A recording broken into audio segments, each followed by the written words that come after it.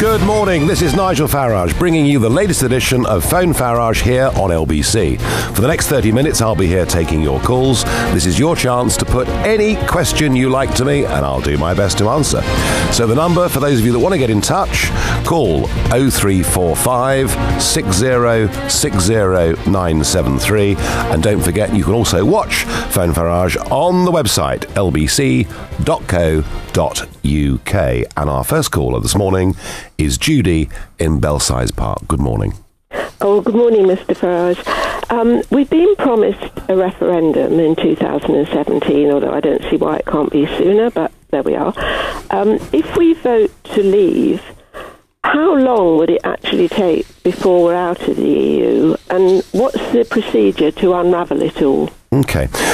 Yes, you're right. We have been promised a referendum. It's the referendum, of course, that Mr. Cameron never thought he'd have to deliver because nobody, himself included, thought he'd have a majority. So hooray for that. I agree with you. I'd rather not wait until the end of 2017. I'd rather do it next Thursday. But it's in the hands of the Prime Minister as he enters into the so-called renegotiation. Now, you said if we vote to leave, Judy, when we vote to leave, okay, in this referendum, we then, under the treaties we've signed, the last of them being the Lisbon Treaty, which in itself, of course, should have been put to a referendum, but never mind. Under that treaty, there is an article of the treaty, Article 50, that lays down a procedure by which we leave. We state our intention to leave the European Union. We then enter into a negotiation which may last for up to 2 years, according to the EU's rules, where we can sort out better arrangements. I don't think it would take anything like 2 years for us to negotiate a sensible free trade deal, which after all is what we want, and then we can begin the process of amicable divorce. The more difficult bit, Judy, is we have about 120,000 pages of EU law that has been transposed into British law ever since 1973. And with that, it would take us years to go through it and to find out which bits of it are basically pretty sensible, which bits of it are excessive. And I could see for the first 2 parliaments after we leave the European Union, the net effect of our 5-year parliaments being not governments making laws, but actually scrapping hundreds of laws. Judy, a response? So it will be years and years and years. No, it won't. No, we will have this referendum. It'll happen next year, I would have thought, probably in the autumn. And there's no reason why, within 6 months of that date, we can't be out and not subject to any more EU interference, EU law or excessive costs. So, it isn't that far away. It isn't that far away. Just before we move on, Nigel, a quick question from you before the next caller.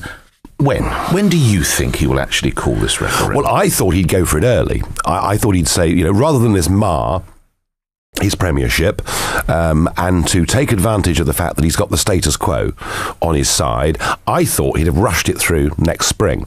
His problem, though, is this. The referendum is based on his renegotiation. And that renegotiation is going badly. Let me give an example. The first time David Cameron discussed this renegotiation with the other leaders was in the first week of October in Brussels. It was a summit dominated clearly by the migrant crisis and all the problems, and he didn't get to speak until 1:05 in the morning. He spoke for a total of 7 minutes, during which the French president went out for a pee. Now, put in that context, he's not doing very well, and he's now been summoned by Mr. Juncker like a naughty little schoolboy, and he's got to present his homework by November on a piece of paper to say what his renegotiation is. So he's in such trouble with that renegotiation strategy that I think next spring is, now out of the question. It's interesting you mentioned Jean-Claude Juncker. I'm sure you, like my listeners, heard this earlier this week. I am 150% in favour of having Britain as a constructive member state of the European Union. We need Britain. Personally, I don't think that Britain needs the European Union. Well, Mr. Farage, you were probably present. I was there. And when he'd finished and he got up to leave, I went up, shook his hand. I said, "Thank you, Jean-Claude. The champagne's on me." I said, "You've been enormously helpful. I've always liked you anyway." You actually get on, don't you? Oh, yes. As He's a very, very entertaining, amusing fella. They say the same about you, Mr. Farage. Well, probably. No, but he is. I mean, he's a guy with a sense of humour, and that's quite rare over there. So I said, and at that moment, his chef de cabinet said, "Oh, no, that's not what Mr. Juncker said." I said, "It bloody well is. I just heard it." So they're now spinning that he didn't actually say it. I mean, it's sort of Alice in Wonderland stuff. He did say it. Thank you, Mr. Juncker. Right. We move on to other calls. Moving on to Daniel in Staines. Good morning. Good morning, Nigel. Hi. I've been a supporter of UKIP and I voted for you, but I recognise that unfortunately your image across the wider media isn't one that you'd hope for, and unfortunately you have to realise that a lot of people would find your support to be a turn-off. So my question is, how are you going to deal with that to try and get the more important aim of leaving the EU done, and not your unfortunate side effects on the possible campaign that we might go for? Well, that's a very politically motivated question, Daniel. I don't know who wrote it down for you, but it's the sort of thing I get from snobby Tories normally, who see themselves as possibly the leading figures in this campaign. I would say this to you, that grossly unfairly, I've been the most demonised person by sections of the media in Britain since Oswald Mosley. I mean, it has been, quite frankly, some of the things that have been said and written about me over the last 2.5 years have been appalling and untrue. Does it hurt? I think, do you know what? To begin with, yes. To begin with, it would hurt any normal human being. After a bit, you just think, well, it's a rough old game. Ignore it. How do you keep going? Just by ignoring it. It's very simple. Ignore it and go for the odd pint and keep sane, I mean, that's how I deal with it. But you know what, Daniel? I'll tell you what's really interesting is the percentage of the population that really don't like me is not particularly big. And it tends to be linked more to my policy, my genuine policy positions, than to my persona. I may not be everyone's cup of tea, but what I have done, Daniel, is I have taken a political party that was virtually unheard of, taken it to winning a national election, which has been done by no new party for over 100 years in British politics. I, with my colleagues, have managed to force a referendum, a change of national debate, I think, about Europe, immigration, grammar schools, and many other areas. And as I say, I'm not perfect, but my answer to you is this. No one individual is going to dominate the no campaign or the yes campaign. It's going to be a team effort. But I am sure that the effect of what I'm doing already, because don't forget, I'm campaigning already. I was at Sage Gateshead earlier this week doing a public meeting. I'll be down in Swansea next week, and I shall go on doing this week after week. I believe the net effect, Daniel, of what I'm doing is good for our side of the argument. But yes, it can't just be me. We need figures from the left and right of British politics out there campaigning. And just briefly on this, I read a story earlier this week. The mayor turned rugby player in Japan. Wasn't that terrible? Wonderful. Only he could get away with that. I know. Any other politician would be dead in the water. Everybody just says, oh, it's Boris. How important could Boris be for the campaign? You suggested that he could be a great figurehead. No, I didn't say great figurehead. I said he could be a great asset to the campaign, and this gets spun. You know that I want Boris to take over from the Queen. It wasn't what I was suggesting for a moment. Boris, I tell you what's interesting is that politicians overrate their own recognition factor with the general public, and that's because they spend their whole lives mixing with the same group of people.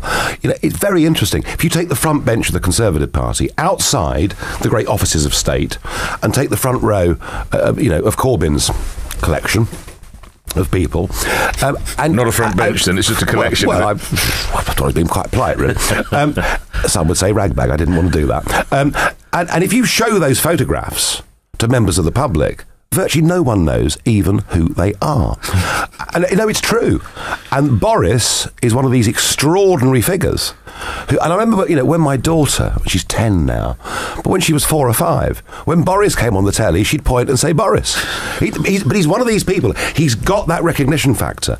And so I think he would be an enormous addition to our side of the campaign in this referendum. And if you look at what Boris said in his conference speech, basically, he set the bar for Mr. Cameron to jump over so high that it's impossible for the Prime Minister. But basically, he said we should not have free movement of people. We must have a degree of control. And whatever Mr. Cameron gets from this renegotiation, he's never, ever going to get that. The boss, the unsmiling Angela Merkel, has made it clear that that is not going to happen. So logically, Boris has now positioned himself where it's actually quite easy for him to say, well, this is what I wanted.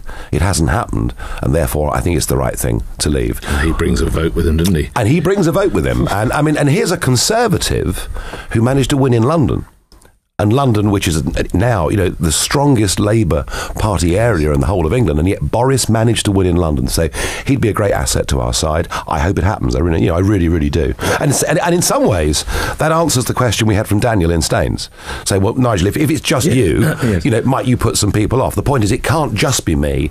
It needs to be a collection of people, but we're also going to need Labour voices and trade union voices too. And I believe that's beginning to happen. OK, moving on to Hugh in Battersea. Good morning. Nigel, good morning. What is your question, Hugh? My question, Nigel, it's my father who's currently imprisoned in Saudi Arabia, awaiting the outcome of potential. It's actually 379 lashes. Oh, God, yeah. So you're the son of Carl... Sorry, it's Nick here. You're the son of Carl Andre, are you, Hugh? Correct. OK, so go ahead to Mr Farage. Obviously, at my father's wishes, my father's old school, and whatever anyone thinks, he's got a very strong moral compass. And despite being 74, he was utterly committed to fulfil the sentence. As he said, he did a crime, and he's prepared to do his time. And I respect him for that. But we're now looking down the barrel of month 15 for a 12-month sentence. And my question as such is, whilst I was researching over the past few months what to do and how to get the best result, obviously I came across the Transfer of Prisoners Act, which applies to individuals imprisoned abroad who have committed a similar crime that attracts a similar sentencing in this country. What can be done to change that act so that individuals who, for whatever reason, commit a crime that isn't recognised, and my father was obviously guilty of making homemade wine, etc., what could be done to bring people like him home in order to do community service or charitable work or something similar? Well, I think the truth of it is, Hugh, and I'm obviously very, very sorry for your family's predicament. The truth is that to get a change in the legislation, the Transfer of Prisoners Act, that would take 18 months or 2 years or whatever it would take. It would not help your situation right now. However, there's nothing to stop governments doing swaps. They can do that without the need for legislation. They can do it on a bilateral basis. And I would have thought the British government should be doing their absolute best to get your father out of this prison and away from the threat of these 350 lashes or whatever it is he may potentially face. I have to say, it amazes me how little criticism there is of Saudi Arabia. As a country. Why might that be, Mr. Farage? Money. And big business and defence contracts and stuff like that. And people have been very scared to speak out. I mean, obviously we see the situation Hugh's father in. I mean, there are people in Saudi Arabia awaiting crucifixion. There are beheadings conducted by the state. This, all in the name of this country, who incidentally have refused to take a single one of their fellow Muslim refugees from Syria. Refused to take a single one. So I think I think the Saudi regime is pretty shocking. And you know, I hear howls of protest from Corbynites about how ghastly the Americans are. Well, I'll tell you what, folks, focus a bit more on Saudi Arabia. So, Hugh, I think that's the answer to your question, is changing legislation rarely happens quickly, but the British government could, try really hard and push really hard to get him brought back home. Just briefly, Mr. Andre, while I have you on the line, when did you last speak with your dad, and have you heard anything from the British government at all? I personally spoke with him in January. However, I spoke with his lawyer the day before yesterday, and a letter is now being written by the British Embassy and the Prime Minister to the King, and they are now transferring his case from the Jeddah court to effectively the Crown Court in Mecca. I see. And have you had contact from anyone within the government last year, Mr. Andre? We did have an email from within the FTO saying obviously they were trying all that they could. My worry is we got a phone call from Australia the night before last from a gentleman called Peter Mutti who was arrested the same month, August last year, but the other side of Saudi Arabia. He had 24 bottles of home brew in his car. He got 6 months and was awarded 50 lashes. He too got plenty of assurances from the Australian government and the Saudi government that it wouldn't happen, and on the day he was released, he was taken outside and whipped. Dear God. How many... Two last questions. How many bottles did your dad have, and would he survive? I understand he's quite a frail gentleman anyway. Yeah, I think he had about half a dozen in the boot of his car, and I mean, it's really simple. It would kill him. Listen, I know I speak on behalf of Mr. Farage. Our best wishes to you, and more power to your elbow, sir. Good luck, and if you can stay in touch with me, I'd like to hear more. But let's hope you get that away. No, absolutely. We must move on, Mr. Andre. Apologies, we must move on. Nigel Farage. No, not a country I will ever visit. And just for your listeners, Nick, in case they don't know, that in the Saudi capital, women are banned from driving. They're not considered fit to drive. So there we are. We should be rather more critical, I think, of Saudi Arabia. Moving on to Robert in Balham. Good morning. Good morning to you. Your question, Robert.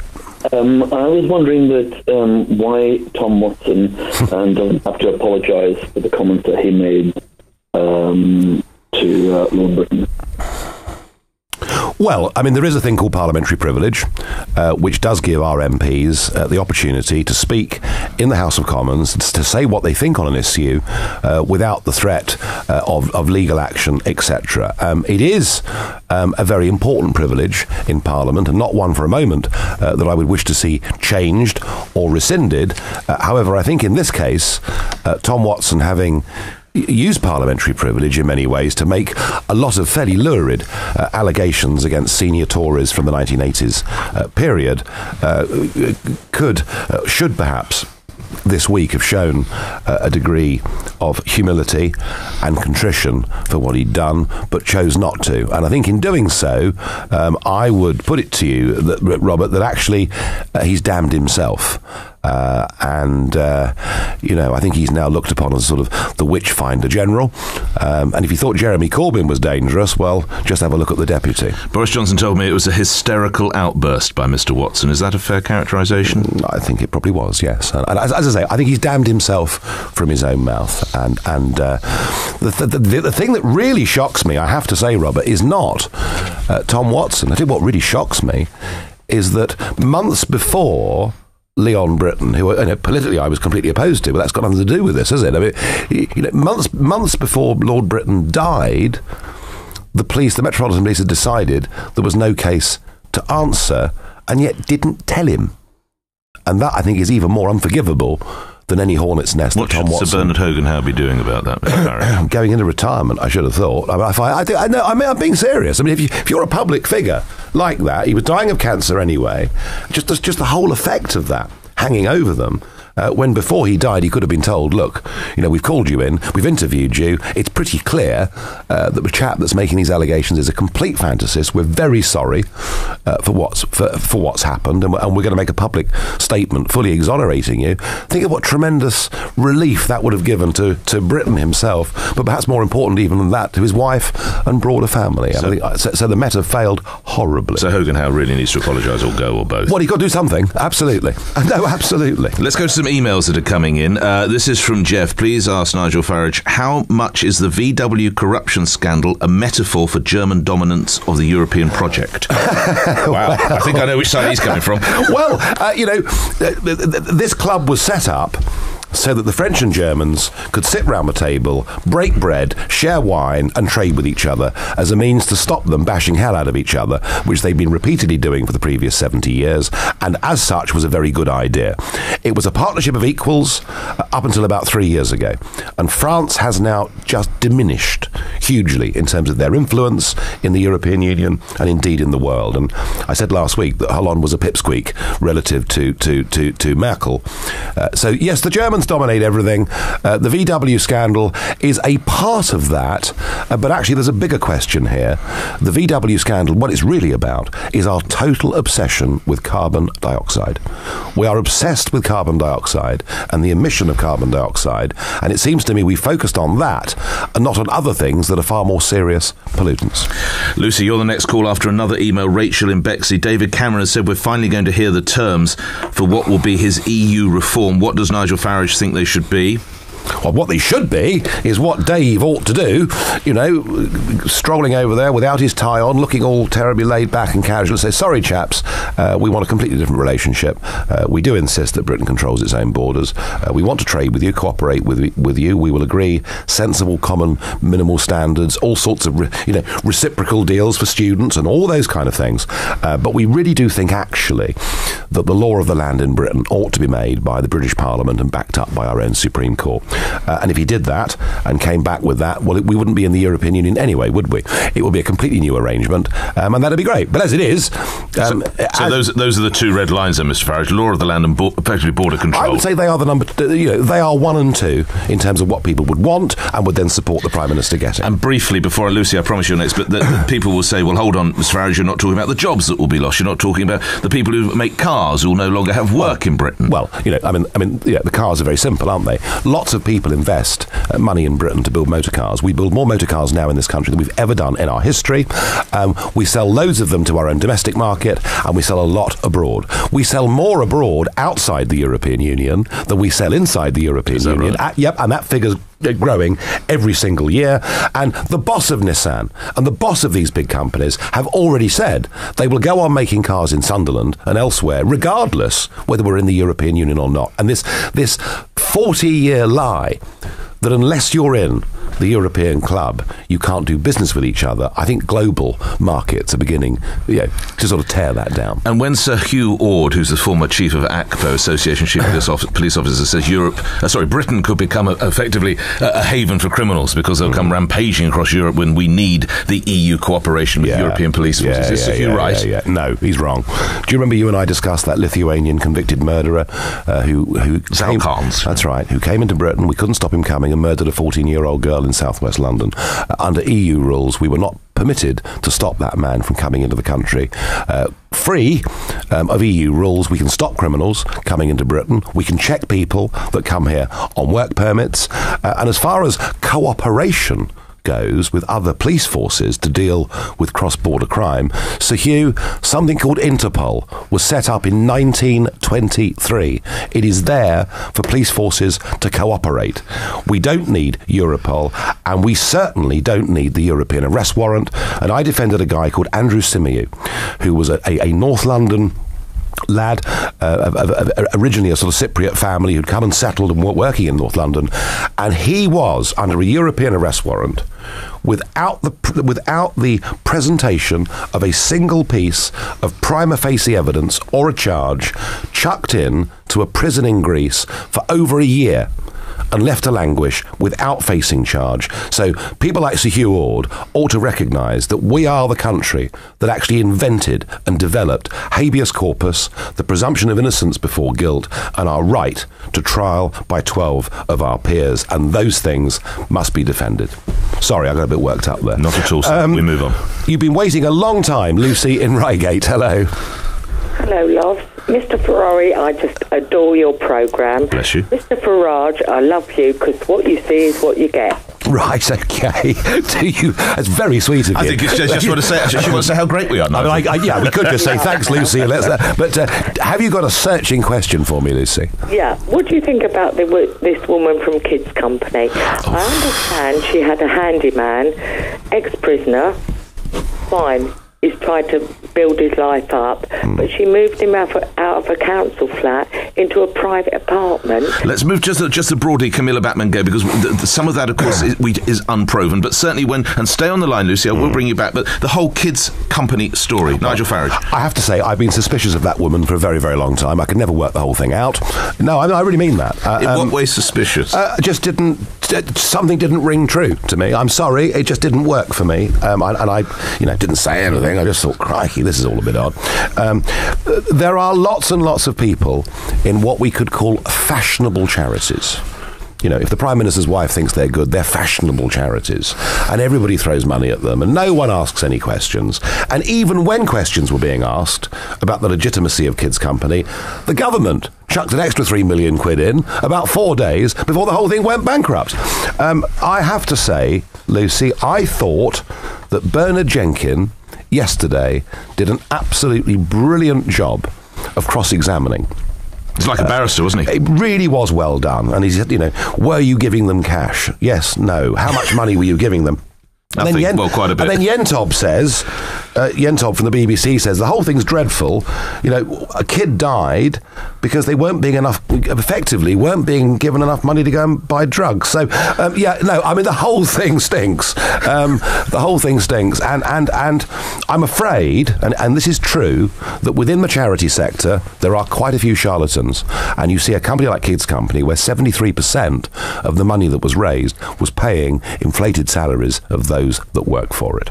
Okay, so I'm not against charity. I give to charity, but I'm selective about the charities that I give to. And Lucy, thank you. We've probably got time for one more caller, and we're going to David in Guildford. Hello, good morning, Nigel. Good morning. Just one question, Nigel. You hear and read, obviously, lots of things in the press that aren't necessarily true. Absolutely.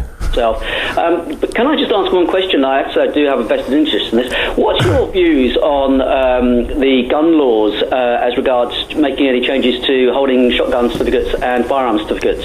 Well, I have to say, I think the USA gun laws are insane, and I do actually think on this Obama actually makes quite a lot of sense. I mean, the idea that you don't have to prove, who you are or have some basic background check before buying a 20-round repeating rifle strikes me as being quite extraordinary.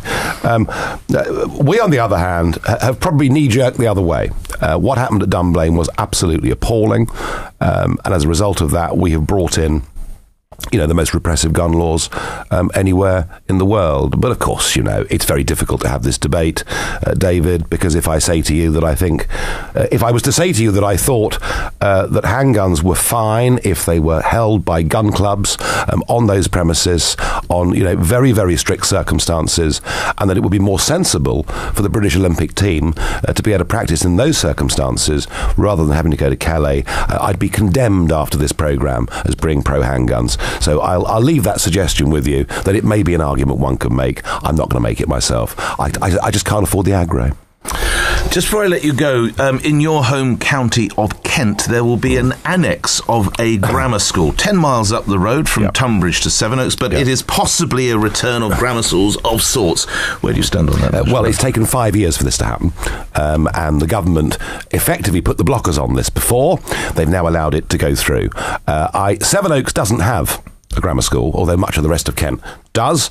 And I know a lot of parents who are very, very pleased locally, friends of ours, pleased that this is happening, regardless of whether their kids make it into that school or not. You'd bring back grammars, I know. We've talked about this in the past. I mean, there is this argument, only the elite go to grammar schools because they buy expensive houses near the grammar schools. Yeah, well, if you build grammar schools in poor areas too, that won't apply. It's worth thinking about. We abolished over 1,000 grammar schools. And when you think that we lived through a period of time where our prime ministers, the Heaths, yes, John Major, the Thatchers, the Majors, these people went to grammar schools and reached the top, across the whole of our society. And now what we have are the 7% whose parents are well off enough to send them to our private schools, public schools, which are excellent, but the 7% who can afford it, those children now have bigger advantages in their life than at any time in the past. And I was looking the other day at this. The 6 leading independent schools have more pupils at Oxford and Cambridge University this year than the 2,000 lowest producing comprehensives. Does that mean that in poor parts of Britain, working class kids don't have the IQ necessary? Or does it mean that those kids with high IQs are not being given the opportunity? And I'm pretty certain that it's the latter. And I think if we believe in social mobility and if we want a meritocracy, we have to give every kid who's bright a chance to do their absolute best. And I would bring back not one annex grammar school, but a grammar school in every town. And lastly, we finish as we started. A quick word on Europe. The plans to allow Turkish nationals to get visas to this. Oh dear, literally, Mr. Farage's head is in his hands. Still in his hands, by the way, to travel to Europe in return for Ankara's help in stemming the flow of the refugees and migrants. Let's try insane, shall we? So what we're going to do is say to 75 million people incidentally much poorer in most cases than those that have even come from Romania or Bulgaria, you can all come to Europe. There's no need to show a visa whatsoever. I mean, haven't we had enough problems already internally within the European Union with the free flow of people from poor to rich countries? It's mad, and they're bribing them with 3 billion to help to help the people in the camps, to try and stop them coming. There's no evidence that will work, but this is all a precursor to Turkey joining the European Union. So listen, folks, if you want Turkey to join the European Union, if you think another 75 million poor people should have access to come to Britain, to use the health service, to use our primary schools, to take jobs in whatever sector it may be, if you think it's a good idea for our political borders now to reach Iraq and Syria, then please vote to stay inside the European Union, because that is what is coming down the tracks at you. That's it for this week's episode of Phone Farage with Nigel Farage here on LBC, where news is next. What's your plan?